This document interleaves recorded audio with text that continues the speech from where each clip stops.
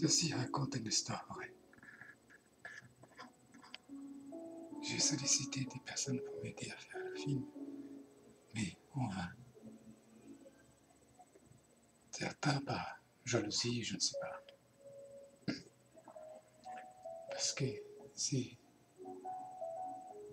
à propos d'un licenciement d'une personne abusive commis.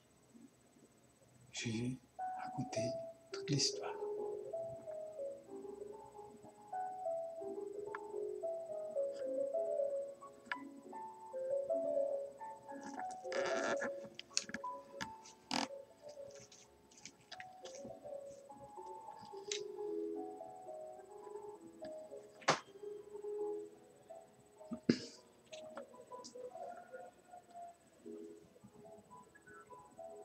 Voilà, en 1989, vous allez entendre le parquet.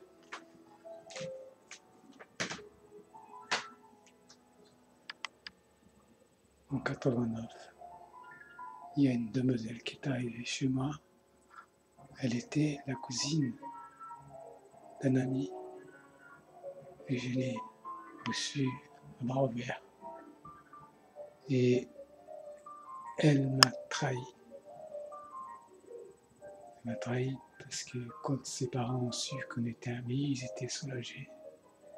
Et avec le temps, elle a monté une affaire et j'ai commencé à travailler avec elle.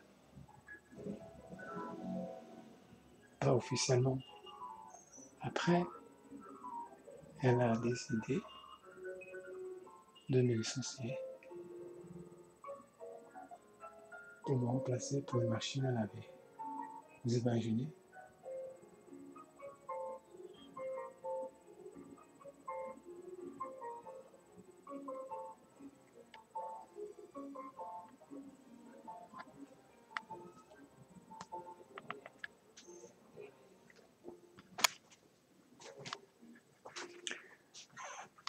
Je reprends.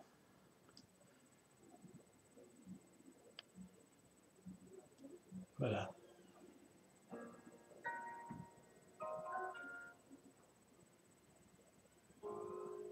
Elle m'a trahi. J'étais témoin de son mariage à la mairie du 5e arrondissement.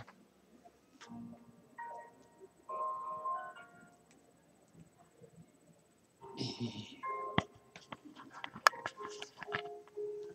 j'étais aussi au mariage de cette fille. Et une fois qu'on a travaillé ensemble, elle m'a licencié pour remplacer par une machine à laver. Vous imaginez un peu? Et moi qui croyais que c'était une amie, elle m'a mis dans une sale merde.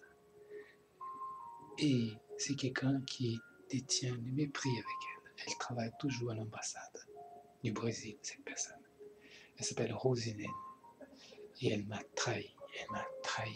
Elle m'a poignardé parce que j'ai fait plein d'heures supplémentaires avec elle. Le jour où j'ai réclamé mes heures supplémentaires, elle n'a pas apprécié du tout.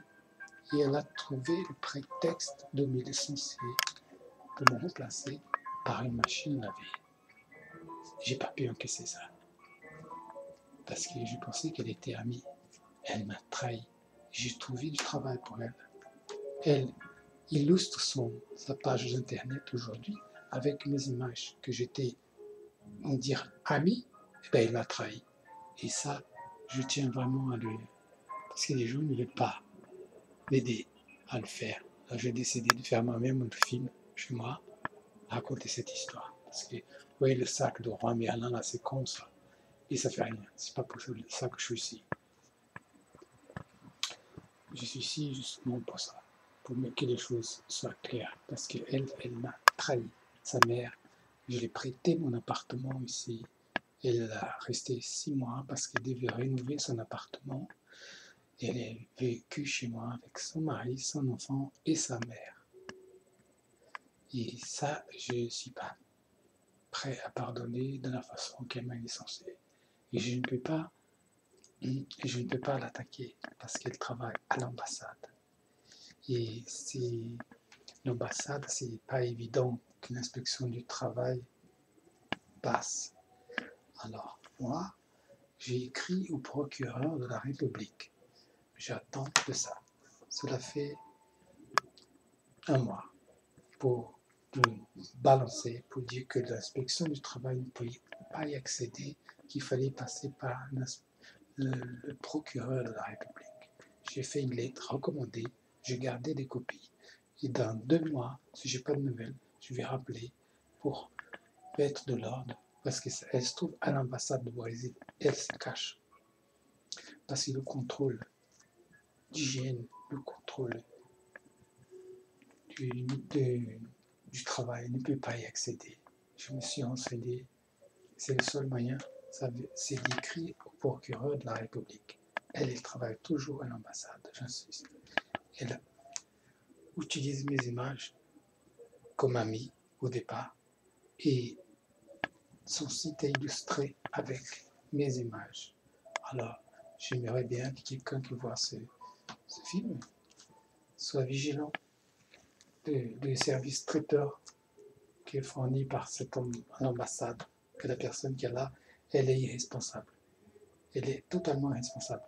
Alors j'ai fait ce film et j'ai tous les documents qui prouvent, toutes les lettres de licenciement, le côté mépris. Au départ, c'était comme ça, c'était sympa, mais après, quand elle a su que j'ai réclamé mes heures supplémentaires, elle m'a tout simplement commencé à voir ce qu'on appelle du mépris. Et une personne qui a du mépris envers moi, elle perd déjà une partie d'elle-même, perdre une partie de soi. C'est ça que je dis, le mépris. Elle a perdu une partie d'elle-même. Et elle s'appelle Rosilène Le Floch. Elle a un nom breton. Elle s'est mariée avec un breton. Ceci, j'ai fait avec toute ma assurance de savoir que je n'ai pas tort. C'est elle qui a tort. Et je ne risque pas de la revoir. Je n'ai plus envie de la revoir parce qu'elle m'a trahi. Son frère aussi, il m'a trahi. Il m'a trahi. Elle m'a méprisé. Le mépris, c'est la pire des choses. Le mépris, je hais le mépris. C'est un mot qui ne me vient jamais à l'esprit, ni de mes pensées. Rien que de voir une personne qui a du mépris, je m'éloigne d'elle. Elle est envahie du mépris.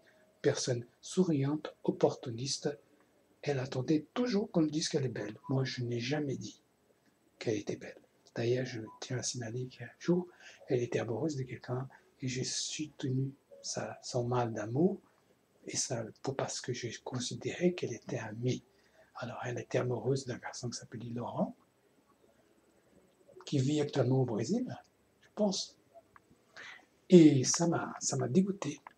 Franchement, je trouve que c'est quoi l'amitié? On ne connaît jamais assez les gens.